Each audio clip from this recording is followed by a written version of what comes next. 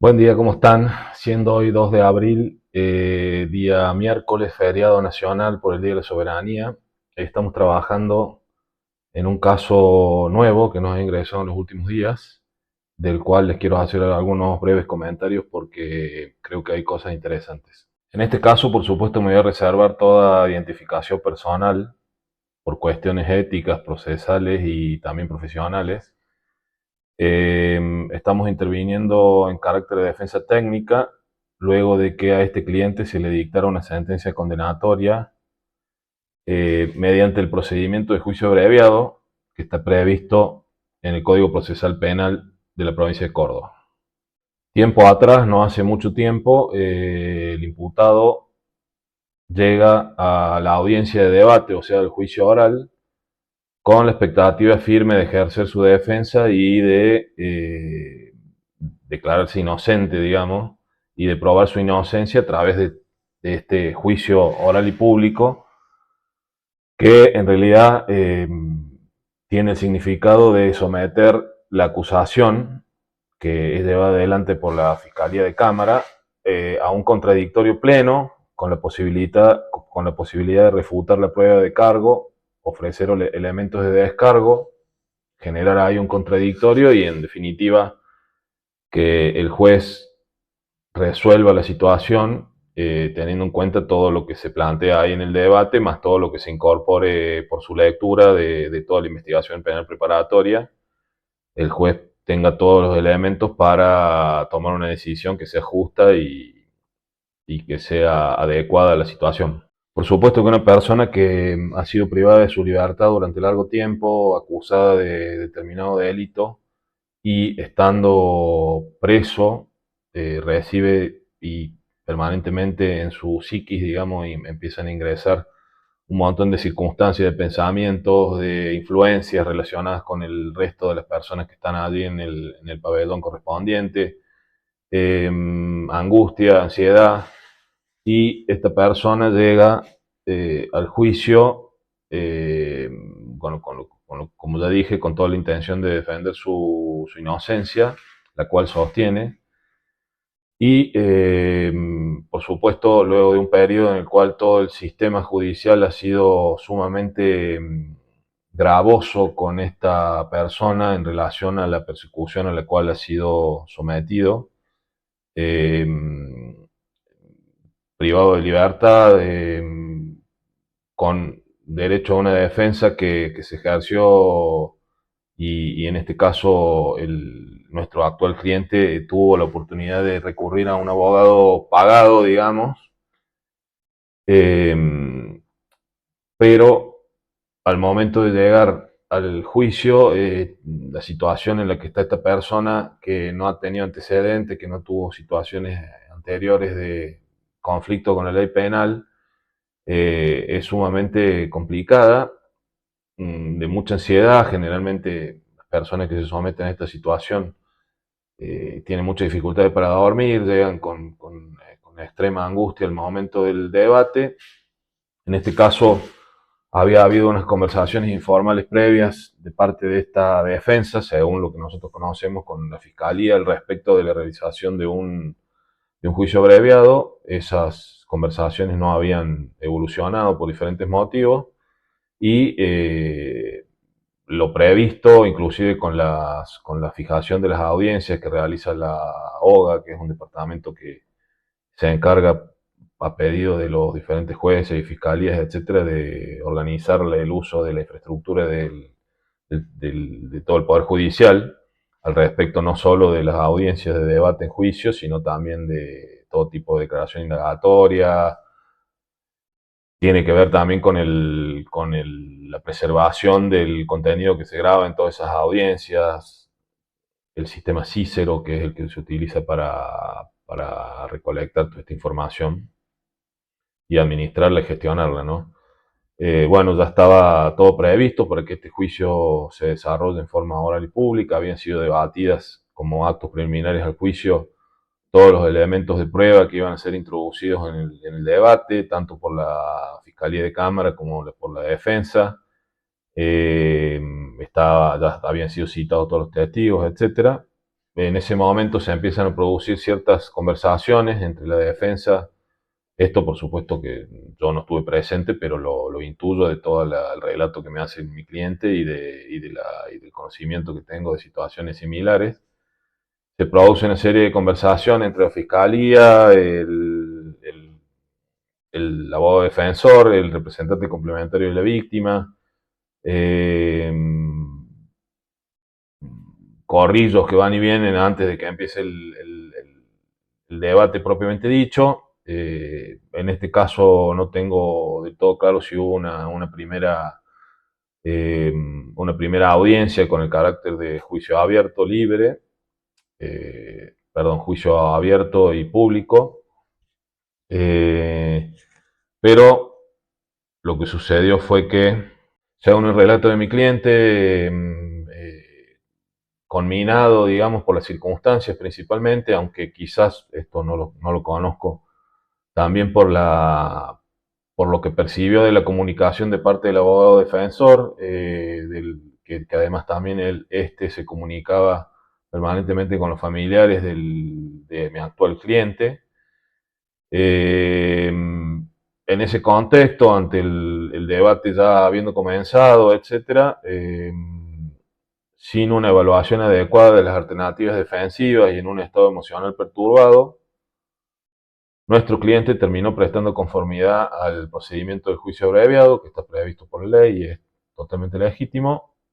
lo cual, luego de los actos pertinentes,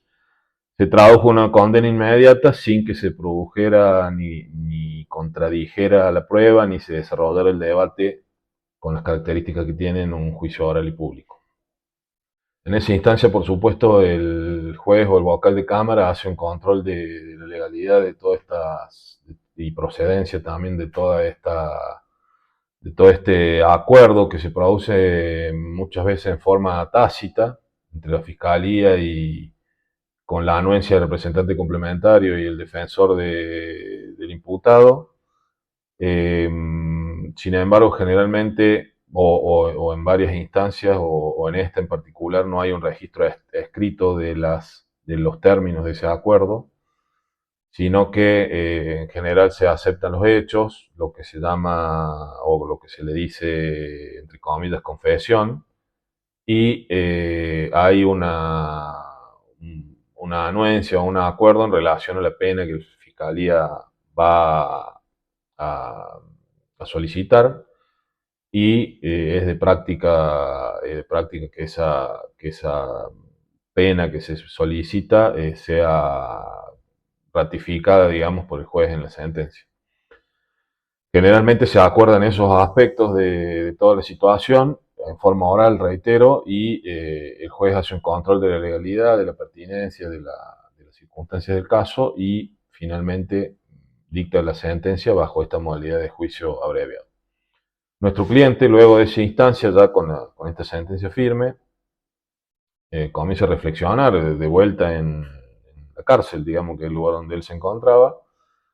y entiende, según nos manifiesta luego a nosotros, que no comprendía cabalmente las implicancias de todo esto que había aceptado y nos convoca para intervenir en esta etapa procesal posterior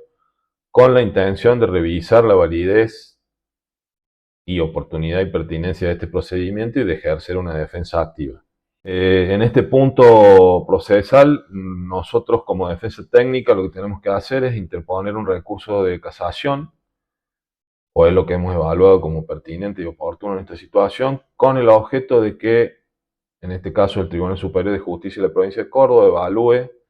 si se garantizó debidamente el derecho al debido proceso y particularmente si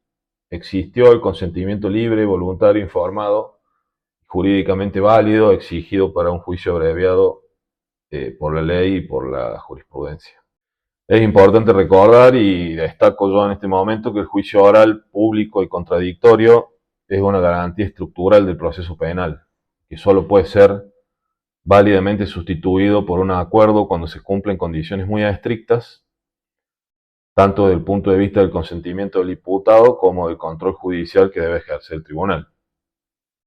En este caso, lo que estamos discutiendo y lo que es el contenido principal que también tiene algunos contenidos subsidiarios de este recurso de casación que se interpone ante el Tribunal Superior de Justicia, para lo cual tenemos días que corren rápidamente, un plazo muy concreto y específico que debemos cumplimentar. Por lo tanto, tenemos que trabajar en condiciones poco favorables, digamos. Lo que nosotros vamos a poner sobre la mesa, digamos, para que sea objeto de análisis, es si este acto fue resultado de un consentimiento libre o si estuvo viciado por presión, desconocimiento o defecto de asesoramiento u otras causales. Si así fuera, el juicio no sería válido, sería nulo en términos constitucionales y correspondería su anulación o subsidiariamente una revisión sustancial de las consecuencias que acarrió para el imputado. En este punto es donde me permito invitarlos brevemente a la reflexión al respecto de, eh, ante la amenaza, digamos, o la expresión por parte de los actores y los operadores judiciales, de los jueces, de las cámaras del crimen, del fiscal de cámara, del fiscal de instrucción, del representante complementario, y de todos los órganos y organismos que intervienen en este tipo de investigaciones y en este tipo de acusaciones, cómo es la situación del imputado en ese momento y ante la amenaza de una sanción de mayor gravedad, concretamente medido en años de tiempo a pasar en prisión, lo cual para la persona que está preso, inmerso en el mundo, en un lugar donde todas las personas están condenadas y contando el tiempo para recuperar su libertad, es una cuestión central. Un año más, un año menos, 2 años más, 2 años menos, no es lo mismo para estas personas, para nadie, por supuesto, es totalmente entendible. ¿Hasta qué punto las personas, sintiéndose o solas, digamos, por más que tengan el acompañamiento en muchos casos de abogados o en el caso de los asesores letrados, hasta qué punto pesa esa presión institucional sobre la decisión de la persona al respecto de acordar o no un procedimiento abreviado, un juicio abreviado, y la reflexión tiene que ver con eso, si es un procedimiento que, por supuesto que tiene un montón de ventajas, que tiene que ver con, entre otras, la celeridad con que estas situaciones se resuelven, el tiempo de aplicación de la estructura del Poder Judicial al respecto de la solución de todos estos casos, que estimamos el tiempo que se ahorran en una situación deberían aplicarlo a la resolución de otra situación que tiene personas atrás que están esperando, los justiciables que se les denomina, que están esperando soluciones a sus casos. Entonces, desde ese punto de vista, tiene un valor la existencia de esta institución. De todas maneras, entendemos que ante estas circunstancias debe ser doble y triplemente analizado toda la libertad y los vicios de la voluntad que podrían concurrir a una persona en estas circunstancias. Para eso existe el recurso de casación en particular u otros recursos que pudieran ser válidos en esta circunstancia, que tiene causales sumamente restringidas, además de lo que ya mencioné sobre los plazos para la interposición, lo cual hace que sean recursos complicados de desarrollar por parte de la defensa técnica y complicados también y lleva mucho tiempo al Tribunal Superior de Justicia resolverlos. Por ejemplo, según entendemos nosotros, hoy un recurso de casación ante una sentencia cuyo resultado es la privación de la libertad de una persona puede llevar un tiempo estimado entre 1 año y medio y 2 años su resolución. Entonces, y finalmente la invitación es a que reflexiones y que si tienes ganas de comentar, lo hagas en relación a si te parece bien que existe o no existe el juicio abreviado, y si te parece viable o conveniente o justo que se revise luego en una instancia superior si estas condiciones han sido cumplidas. Caso contrario, si realmente no están dadas estas condiciones, no estuvieron dadas en su momento, que se vuelva el proceso atrás y se vuelva a realizar el juicio, o se revise el aspecto que podría ser gravoso, lesivo o que constituye un agravio para la persona imputada. ¿Qué opinas al respecto de eso? Me interesa saber.